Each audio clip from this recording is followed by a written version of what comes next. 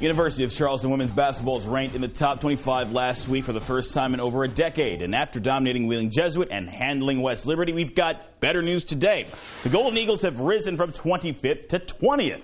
The team has not lost since its second game of the season to now 15th ranked California, Pennsylvania. 12 straight wins since then, and the Golden Eagles feel more than capable of achieving their season goal of winning a conference championship. Just take it from two-time Conference Player of the Week, Rosiah Farrington. It's been amazing so far. It's been a long journey, a long ride, especially with me transferring. And I knew we had potential. I knew we would be good, especially like with the new coaching staff coming in. I had a lot of faith in them. I know the entire team does. And that's a lesson for you. The best in any field always accept and appreciate coaching. This team is only getting started. While both Charleston teams play against West Virginia Wesleyan at home on Thursday, West Virginia State will host Glenville State. Both women's games begin at 5:30. The men will follow. The West Virginia Power getting ready for their 15th season, the South Atlantic League, along with hosting the league's All-Star Game this season. And the team has already signed a very important free agent to join the front office. Rod Blackstone, the Toast Man. He'll be joining the West Virginia Power as Director of Fun.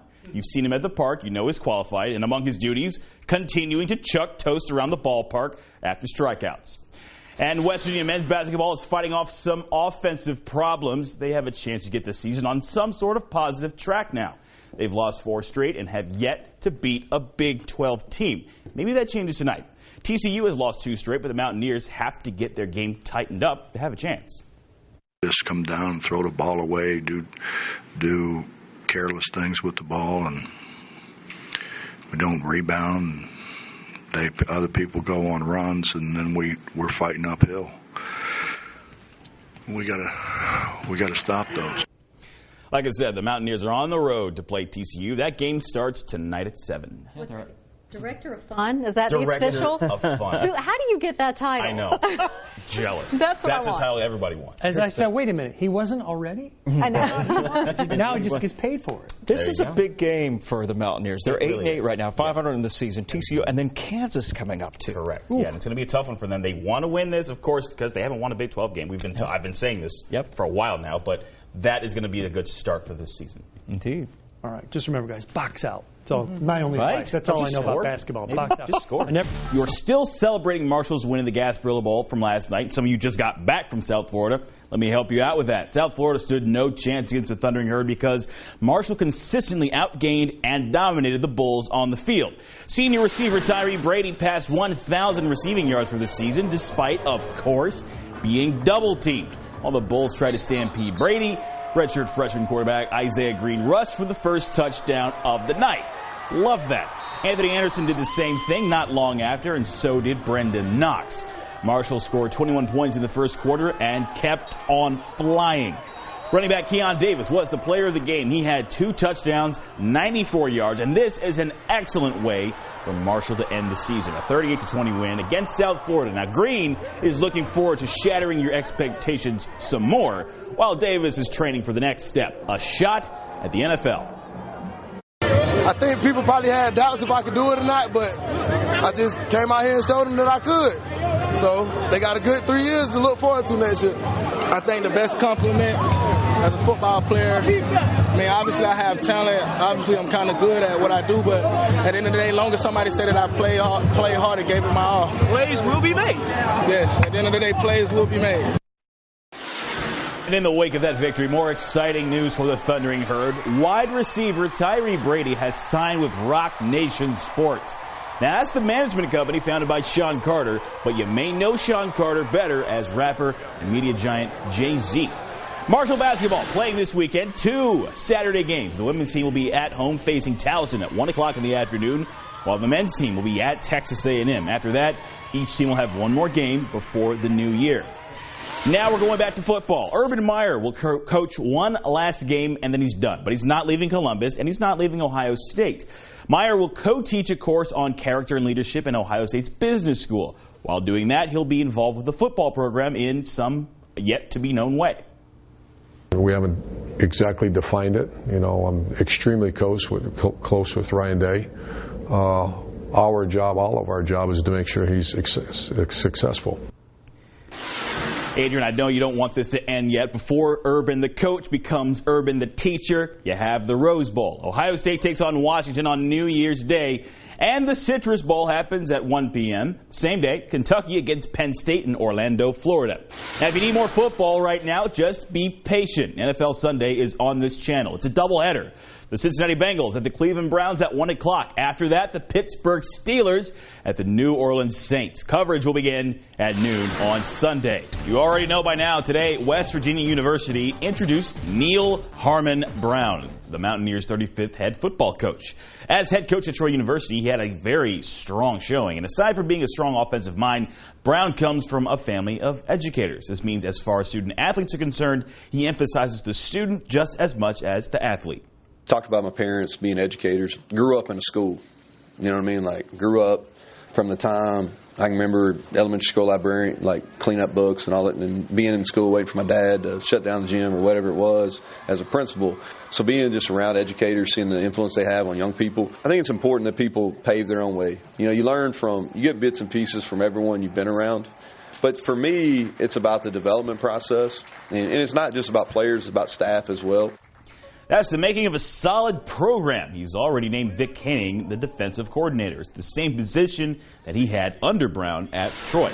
Division II basketball tonight. Charleston and West Virginia State both headed up north. Here are the women's scores. The Yellow Jackets against West Liberty. They were defeated. The Golden Eagles against Wheeling Jesuit. Charleston prevented the Cardinals from scoring more than single digits in any quarter. In fact, more than 8 points in any quarter, and scored more than 2.5 times as many points. That's wild. They won, of course. It's one thing for me to say it. It's another for you to see it. Watch Gracie Roberts. She's usually the assist leader for the Golden Eagles, and she was running roughshod over the Cardinals' defense. That layup on her way to 11 points. Zone defense didn't even work against Charleston. Parkersburg's very own Anna Hayton. Slight work in the paint. She scored a team-high 14 points, along with Rosiah Farrington, also 14 points. This team is on an absolute tear. 12 wins, 11 straight. They're coming home to play Saturday against West Liberty. And University of Charleston men, also at Wheeling Jesuit. Drew Rackley led the Golden Eagles with 37 points. Dude was making it rain tonight in Wheeling. 15 field goals, 5 of them three-pointers. The Golden Eagles men also won, 91-74. They'll be back at home to face West Liberty as well on Saturday. And West Virginia State men took on West Liberty, as did the women. The Yellow Jacket men have not beaten the Hilltoppers in quite some time. Tonight, not much different. 105-90 was the final score, but hey, no big deal. State will bounce back. So here you go. Charleston's men beat Wheeling Jesuit. West Virginia State's men beaten by West Liberty. So State and Charleston will be back at home on Saturday. Like I said, just swapping opponents. State gets Wheeling Jesuit, Charleston gets West Liberty. And for the first time, an NFL playoff game will have a woman officiating. This Sunday, Sarah Thomas will serve as a down judge during the AFC Divisional Playoff game between the Los Angeles Chargers and the New England Patriots. Thomas is also the league's first full-time female official. She's in her 4th season, and she is the first woman to officiate a college football bowl game.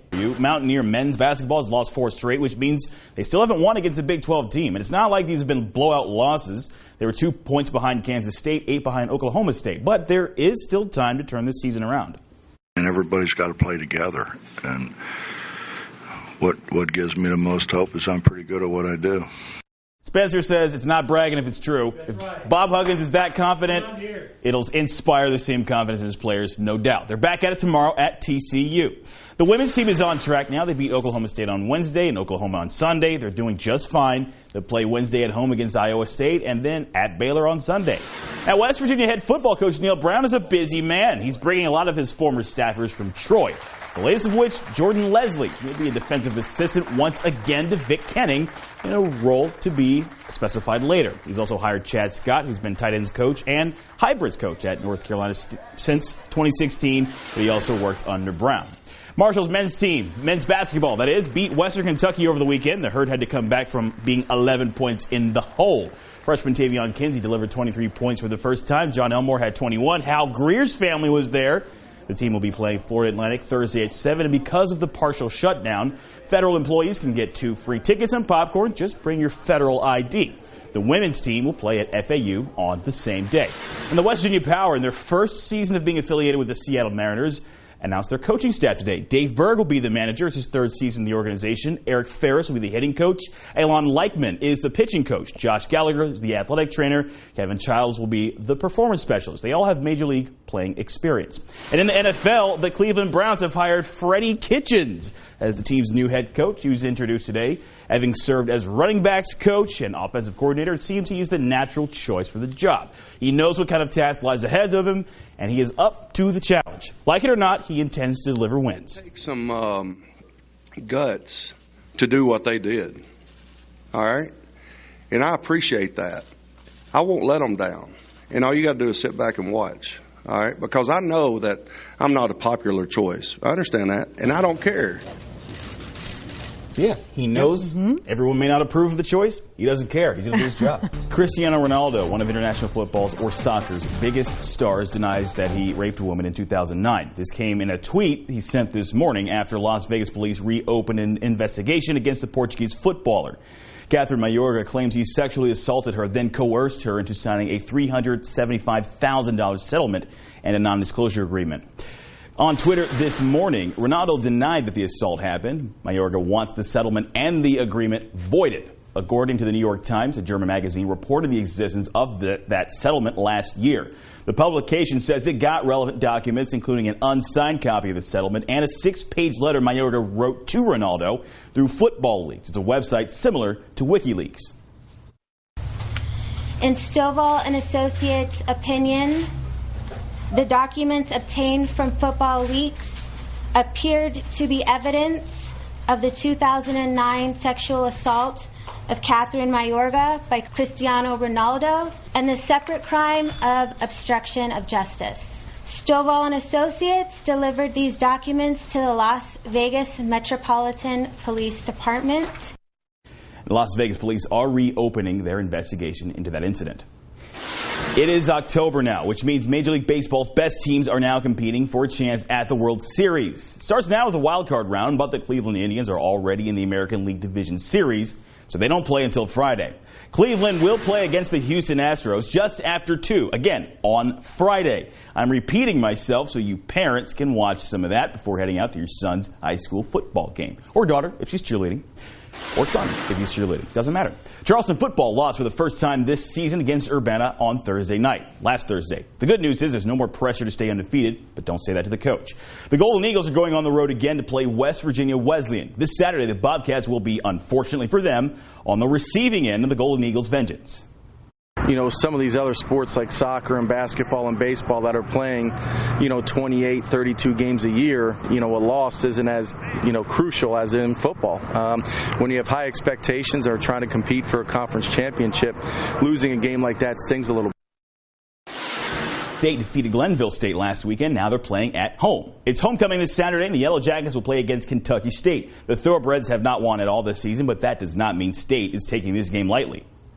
Homecoming is just an amazing experience at West Virginia State. If you haven't been to one, you need to come to one because it's just an awesome experience, great atmosphere. Kentucky State has played some really tough teams and taken them to the wire. They've kind of like us against Notre Dame and Charleston, where they lost some close games against some really good teams. They do a lot of different stuff on offense and defense, so we got our hands full as coaches trying to get a good game plan together.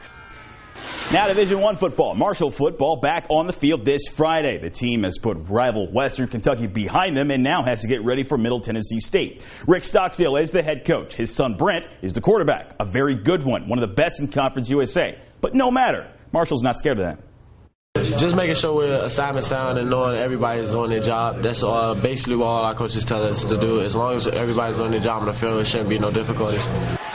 This Friday at 7:30 at Jones C. Edwards Stadium, which means you're either following this game or high school football on Twitter. That's a tough choice, I know.